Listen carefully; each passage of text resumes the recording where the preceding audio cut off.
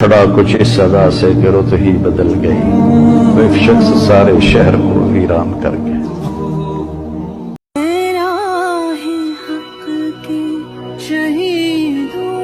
वफा की तस्वीरों तुम्हें वतन की हवाएं।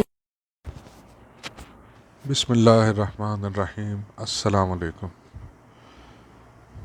जब से ख़बर सुनी है दिल बहुत अफसरदा है, इतना अफसरदा है कि बता नहीं सकता। मुझे ये ख़बर सुबह तकरीबन 2 बजे पता चल चुकी थी, लेकिन उसके बाद किसी चीज़ का दिल ही नहीं कर रहा था कि मतलब दिल पे एक जैसा बोझ सा पड़ा हुआ है जो मैं हल्का करना चाहता हूँ इस वक्त।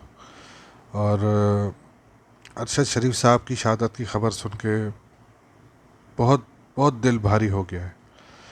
इस मुल्क में सच बोलना जुर्म करार दे दिया गया है, ख़ास तौर पे माफियाज के ख़िलाफ़। और जो इस मुल्क की तबाही और बर्बादी के ज़िम्मेदार हैं उनके ख़िलाफ़ सच आप नहीं बोल सकते, वरना ये पैगाम दिया गया है सबको कि यही अरशद शरीफ वाला हाल किया जाएगा। तो इस मुल्क की आवाम को अब ख़ुद सोचना है, मौत तो एक दिन आनी है, मौत से कहाँ भाग के जाओगे।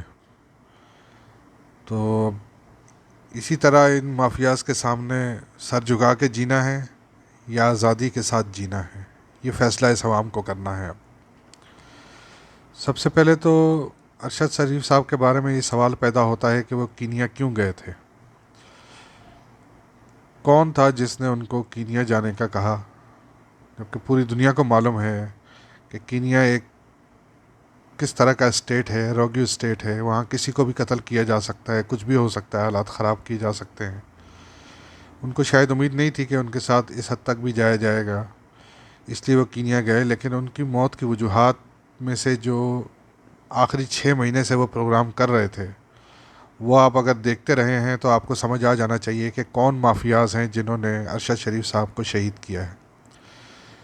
सबसे पहले तो वो यहाँ से पाकिस्तान से गए थे तो दुबई गए थे, फिर वहाँ से कीनिया कैसे पहुँचे, इसके लिए मैं आपको एक छोटी सी एक वीडियो दिखाता हूँ, ये वकील साहब की, सुने ज़रा।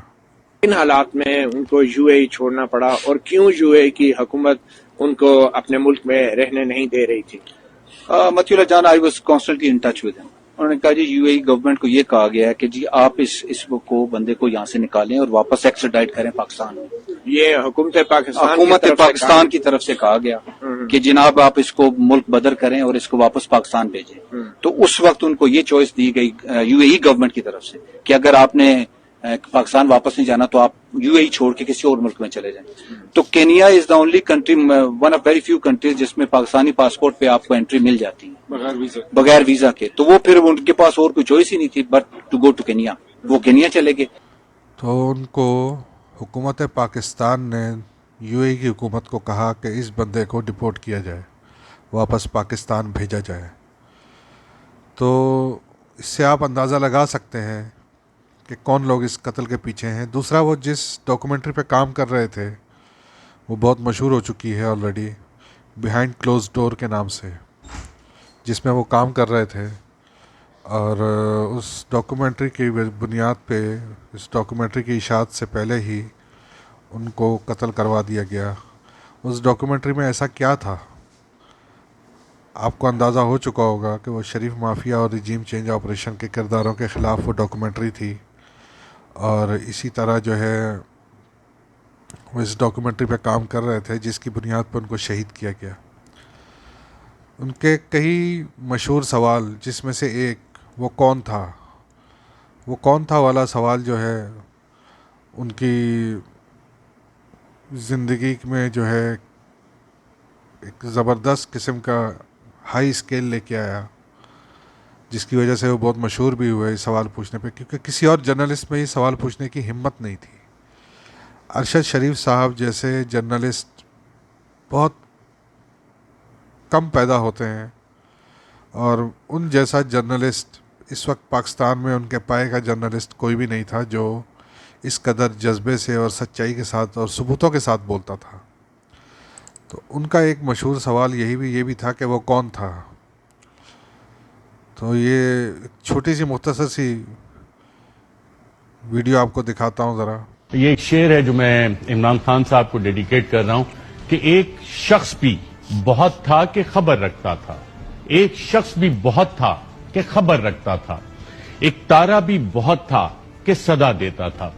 नाज़रीन, इमरान खान ने जितने जलसे किए बतौर वजीर आजम भी, जो उन्होंने सवालात इंटरव्यूज में उठाए, उनसे खिताब में उठाए, फिर जलसों में उठाए, उससे एक सवाल आता है कि वो कौन था। वो कौन था जिसने इमरान खान के एब्सोल्युटली नॉट के बयान से कबल ही अमरीकी अखबार को कहा कि अमरीका को पाकिस्तानी अड्डे देने के मामला तय हो गए हैं?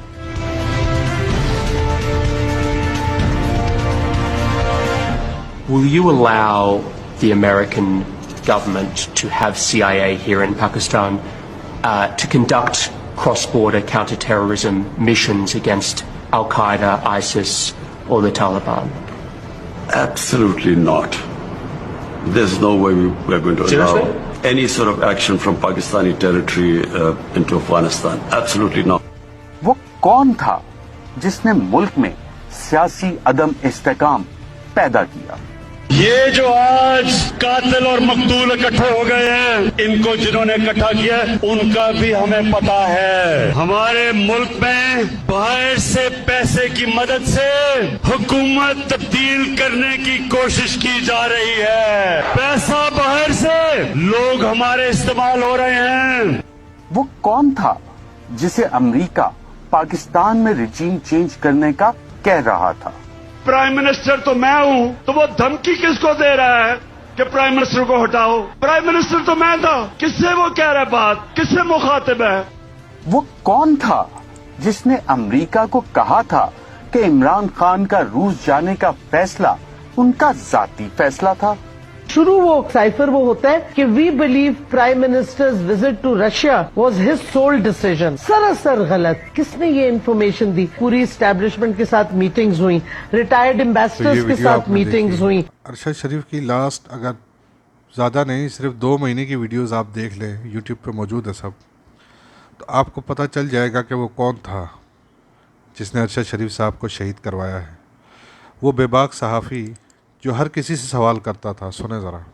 जो ये मंडियां लगाते 1988 से, छांगा मांगा से इन्होंने ये काम शुरू किया, आज तक चल रहा है। सिंध हाउस में ये चीजें रिपीट हुई। हमारे बच्चों का क्या यही मुस्तकबिल है कि यहाँ करप्शन चलती रहेगी और उसकी कीमत हम देते रहेंगे? हमारे बच्चों का यही मुस्तकबिल है कि 60% आबादी जो है वो करप्शन गुर्बत की सतह से नीचे रहेगी? हमारे बच्चों का यह मुस्तकबिल है कि वो स्कूल नहीं जाएंगे और इनके बच्चे वहां पर फिर तस्वीरें आती हैं जी हार्वर्ड और कैम्ब्रिज से वो निकल के आ गए और बड़ी कामयाबियां उनको मिल गई हैं। कहां से आता है ये पैसा? ये मेरा, आपका, अवाम का पैसा है जिसपे ये सारा खिलवाड़ खेलते हैं, बंद कमरों में डीले करते हैं। इनके चेहरे जिस तरह बेनकाब हुए इस साजिश में नून लीग के जो इन्होंने अपना बयानिया दफन किया, इनको अब पंजाब में भी जगह नहीं मिलेगी। और जरदारी साहब जो कल वहां पे बैठे हुए थे, सबसे ज्यादा खतरा यह कि सिंध में ये हालात ना बन जाए जो सिंध के इंतखाबात से ये भागे, NA 245 से ये भागे, लोकल इलेक्शन से वहां पे भागे। किस लिए भागे? कि नजर आ रहा है कि एक वेव आई हुई है, पाकिस्तानी कौम जो है इस वक्त टोटली डिफरेंट मूड में।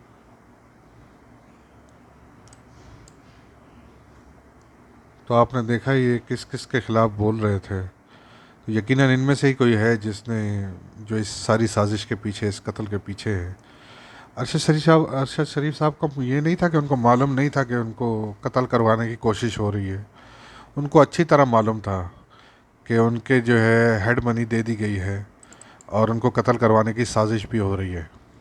अगला नंबर आपका, अगला नंबर आप, हम क्या क्या नंबर होता है, किसी को कुछ नहीं पता होता कि आप अगला नंबर किसका है। जो आपको जो रात आपकी कब्र में, वो कब्र से बाहर नहीं। कौम को मैसेज क्या देंगे? पाकिस्तानी इंतहाई मेहनती ईमानदार लोग हैं और वो चाहते हैं कि पाकिस्तान तरक्की करे और पाकिस्तान जैसी रेसिलिएंट कौम को कोई भी हथकंडे कभी भी नहीं दबा सकते। अरशद शरीफ साहब का जुर्म था कि वो चाहते थे कि पाकिस्तान तरक्की करे और पाकिस्तान की मेहनती और ईमानदार कौम आगे आए। इन बेईमानों, चोरों, डाकुओं, गद्दारों के हाथों से इस मुल्क की बागडोरें निकलें, यही वो चाहते थे और इसी चाहत की बिना पे उनको शहीद किया गया। उन्होंने सबको पता है कौन क्या कर रहा है। फौज को मुदाखलत बिल्कुल नहीं करनी चाहिए, कोई पॉलिटिकल रोल नहीं होता उसका, प्रोफेशनल रोल होता है। लेकिन पाकिस्तान की अनफॉर्चुनेटली जो तारीख है, जिसका कल honourable chief justice Umar Ata Bandial ने भी जिक्र किया कि 1970 के बाद से इस मुल्क में क्या हो रहा है, वो तारीख सबके सामने रिकॉर्ड है। जस्टिफाई कर रहे हैं, फौज न्यूट्रल नहीं होना। फौज का जो अपना किरदार है आइन और कानून के मुताबिक सिर्फ वो किरदार होना चाहिए जो कि मुल्क का दिफा है, जो मुल्क की सिक्योरिटी है। उसके अलावा जितने फैसले जो स्टेट ऑफ पाकिस्तान है, जिसकी बाकायदा डेफिनेशन है, provincial government, federal government, government institution, और सबसे बुनियादी उसका जो पीएमएल में पाकिस्तान के शहरी वो बनाते हैं, स्टैब्लिश करते हैं ये ऑर्डर, उन्होंने ये फैसले करे। कोई स्टेट अपने आप को ना समझे कि जी कोई इदारा स्टेट है या कोई शख्स स्टेट है। पाकिस्तान के आवाम जो है वो तमाम ऑर्डर स्टैब्लिश करते हैं। मीर जाफर कौन है? उन्हें नाम मिलता है ना, तारीख है ना, मीर जाफर की तारीख है ना। आप ये बताएं, तारीख को आप मसक कर सकते हैं कि पाकिस्तान के बच्चे को पता है कि मीर जाफर कौन है? पाकिस्तान के मीर जाफरों और मीर सादिकों ने इनको शहीद करवाया। मीडिया पे ये ख़बर दबाने की कोशिश की जा रही है और हादसे का रंग दिया जा रहा है। ये हादसा नहीं है, ये कत्ल है। ये बात दिमाग में बिठा लें। वक्त करता है परवरिश बरसों, हादसा एकदम नहीं होता। तो ये जो हादसे की जिसको शक्ल देने की कोशिश की जा रही है, ये कौन है? वो कौन है जो मीडिया को ये कह रहा है कि इसको हादसा डिक्लेयर किया जाए और मीडिया पे कत्ल का लफ्ज़ ना बोला जाए? आखिर कोई तो है ना, कोई तो है जो इसको कत्ल का रंग नहीं दे रहा और हादसे का रंग देने की कोशिश कर रहा है। ये हादसा नहीं है। इवन के कीनिया की पुलिस ने भी कहा कि ये गलती से किया गया कत्ल है, गलती नहीं है। ये अल जज़ीरा पे कीनिया की पूरी डॉक्यूमेंट्री चली है कीनियन पुलिस की, कि उसमें जो है किलर्स काम करते हैं और माफियाज उसमें इन्वॉल्व होते हैं। तो ये सब जो है एक साजिश के तहत किया गया एक कत्ल है ये, और इसको कत्ल ही समझते हुए पूरी पाकिस्तानी कौम इंशाअल्लाह इसका जवाब लेके रहेगी। पाकिस्तान पाइंदाबाद।